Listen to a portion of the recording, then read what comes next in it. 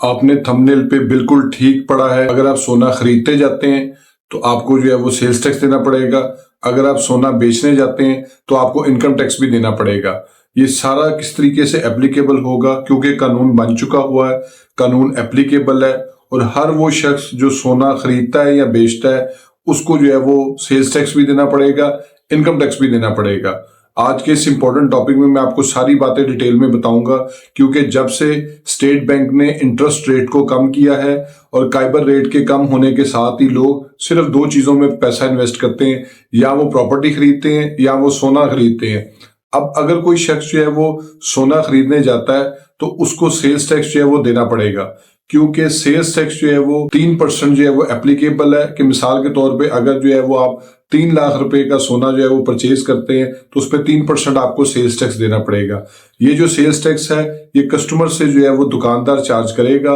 कानून बन चुका हुआ है, कानून एप्लीकेबल भी है इस वक्त, क्योंकि अगर कोई शख्स कानून के मुताबिक नहीं चलेगा तो उसके खिलाफ तो कार्रवाई होगी ही होगी। लेकिन अगर कोई शख्स अपने जायज पैसों को भी इन्वेस्ट करके एक अच्छा रिटर्न लेना चाहता है तो उसको जो है वो कानूनी तकाजे पूरे करना जरूरी है। क्योंकि जो सेल इनवॉइस है, अब एफबीआर वाले सारे लोगों को जो कि टैक्सेबल सप्लाईज के अंदर इन्वॉल्व है उनको पॉइंट ऑफ सेल के तहत भी रजिस्टर करते जा रहे हैं, यानी कि रियल टाइम सेल डाटा जो है वो शेयर होता जाएगा। अब इसके साथ साथ एक और चीज भी है कि इनकम टैक्स जो है वो किस तरीके से एप्लीकेबल है वो भी मैं आगे चल के आपको वीडियो में बताऊंगा। लेकिन अपनी वीडियो को शुरू करने से पहले मैं आपसे रिक्वेस्ट करूंगा, मेरे फेसबुक पेज को लाइक करें, यूट्यूब चैनल को सब्सक्राइब करें। दूसरी मेरी आपसे रिक्वेस्ट ये है कि मेरी वीडियो को पूरा जरूर देखा करें, ताकि जो भी लीगल टॉपिक से रिलेटेड इंफॉर्मेशन है वो आपको मुकम्मल तौर पर समझ आ जाए। अब आ जाते हैं अपने असल टॉपिक की तरफ कि किस तरीके से जो है वो सेल्स टैक्स और इनकम टैक्स जो है वो डील करते हैं। सबसे पहले मैं आपको सेल्स टैक्स का बता दूं, जब आप सोना खरीदने जाएंगे तो कस्टमर से जो दुकानदार है वो 3% सेल्स टैक्स चार्ज करने का कानूनी तौर पर पाबंद है।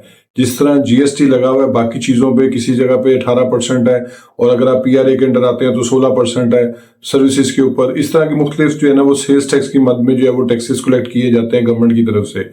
लेकिन ज्वेलरी की सेल से रिलेटेड जो कि प्रीशियस मेटल्स होते हैं, ओर्स होते हैं, मादनियां, जो इस तरह की कोई ऐसी चीजें जो कि स्पेशलाइज्ड कैटेगरी में आती हैं, उसमें गोल्ड भी शामिल है, इन तमाम चीजों की सेल के ऊपर 3% सेल्स टैक्स जो है वो कस्टमर से चार्ज किया जाता है। लेकिन इसके साथ साथ मैं आपको ये भी बता दूं कि इनकम टैक्स जो है वो किस तरीके से चार्ज किया जाएगा। इनकम टैक्स इस तरीके से चार्ज किया जाएगा कि अगर एक शख्स जो है वो 10 लाख रुपए का सोना खरीदता है, उसके पास इन्वेस्टमेंट थी, उसने ये सोचा कि चलो अगर मैं अपने पैसों की सेविंग के लिए, ताकि वो डिवैल्यू ना हो, मेरे पैसे अगर बैंक में पड़े हुए हैं और उसका जो है वो काइबर रेट कम हो चुका हुआ है, या वो किसी जगह पे इन्वेस्टमेंट करना चाहता है अपने फ्यूचर के पॉइंट ऑफ व्यू से, उसके पास अगर कोई सेविंग मौजूद है,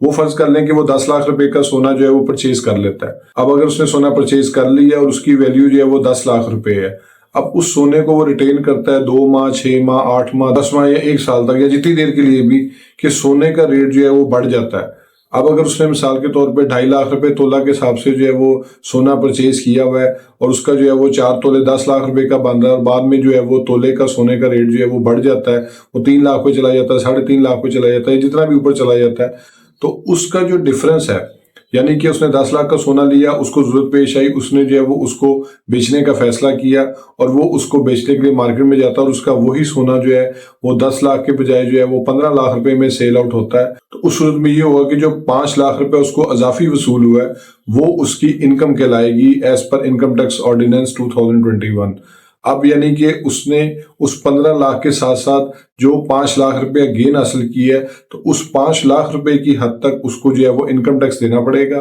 क्योंकि उसकी जो वो आमदनी है उसी के ऊपर जो है वो टैक्स जो है वो इनकम टैक्स है। अगर कोई शख्स कोई कारोबार कर रहा है, कोई भी चीज कितने में खरीदता है, प्लॉट खरीदता है, मकान खरीदता है, दुकान खरीदता है, तो इसी तरह जो है वो अगर उसने सोने को परचेज किया है और उसको सर्टेन टाइम तक रिटेन करने के बाद जब वो उसको सेल आउट करने जाता है तो उसको जो है वो प्रॉफिट उससे हासिल होता है, तो उसका वो प्रॉफिट जो है वो टैक्सेबल इनकम में आएगा। इस पे जो है वो नॉर्मल बिजनेस लैब अप्लाई करते हैं और उसके अकॉर्डिंगली अगर उसकी कोई और सोर्स ऑफ इनकम भी है, मिसाल तौर पे उसकी कोई सैलरी इनकम है या उसकी कोई बिजनेस इनकम है, जब ये सारी इनकम जो है वो टोटल हेड्स के अंदर जो है वो कैलकुलेट होके ऐड होंगी, तो उसके बाद ये सारी चीजें टोटल इनकम कहलाएंगी और टोटल इनकम के ऊपर जो टैक्स है वो एप्लीकेबल है और उसने फिर उस परसेंटेज के हिसाब से जो है वो टैक्स देना होगा। लेकिन इसमें एक चीज जरूर है कि जो उसकी कॉस्ट प्राइस है, यानी कि जितने का उसने वो सोना परचेज किया है, वो उसमें से माइनस हो जाएगा, और जो उसका सेल प्राइस है, जो उसको अजाफी पैसे मिले हैं, सिर्फ और सिर्फ वो पोर्शन जो है वो उसका इनकम में काउंट होगा, और उसको जो है वो उसके मुताबिक जो है वो इनकम टैक्स अदा करना पड़ेगा। होप्स आपको ये वीडियो पसंद आई होगी। मेरे फेसबुक पेज को लाइक करें, यूट्यूब चैनल को सब्सक्राइब करें, ताकि लीगल टॉपिक्स पे इस तरह एडवाइस मैं आपसे शेयर करता हूँ। Thank you for watching.